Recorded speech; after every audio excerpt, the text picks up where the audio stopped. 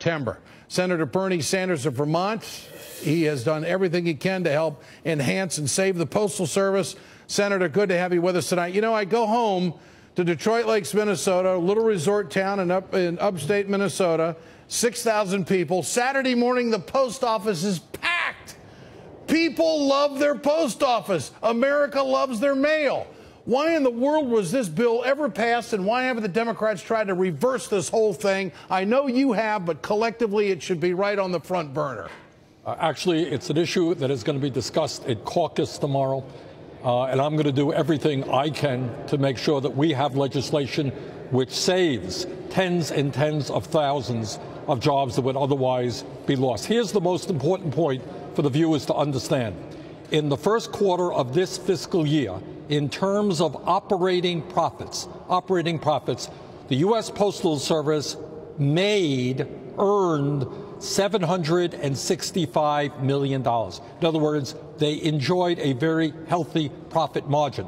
The problem is they are operating under an unprecedented burden that no other agency of government, no private company has to do, and that is pre-funding 75 years of retiree health benefits in a 10-year period at about $5 billion a year. That is 100% of the reason right now as to why the Postal Service is, quote unquote, losing money. Get rid of that onerous burden.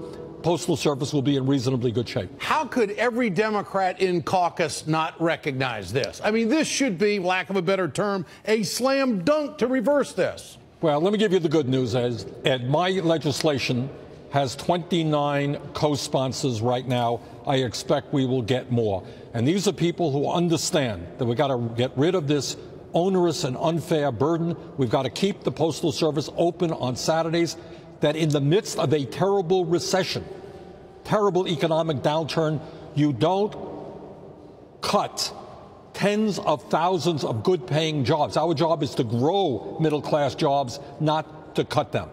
So I think we're going to have a lot of support in the Democratic caucus. I hope we can pick up some Republican support. But this is a fight I intend to wage in a very strong way. I want the president checking in on this. More veterans are employed by the Postal Service than any other employer in the country. It would be horrible for small business if this were to go away, even on just Saturdays.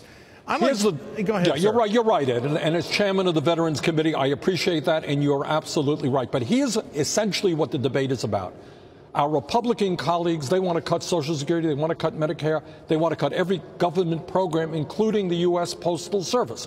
Some of us believe very strongly that if you give the Postal Service some flexibility in terms of email, in terms of banking, in terms of being able to wrap packages, give them some flexibility, they will do very, very well. They're doing well today. They will do better. I do not want to see tens of thousands of jobs lost through this onerous process. And this is all under the umbrella of the Republican mantra to privatize everything they can get their hands on. That's it. I think that is true. And I think the Republicans ought to come out and make a statement that they will never touch this money that has been placed in escrow for people's health care and future generations. They won't do that because I think they're going to try to get their mitts on that money down the road sometime.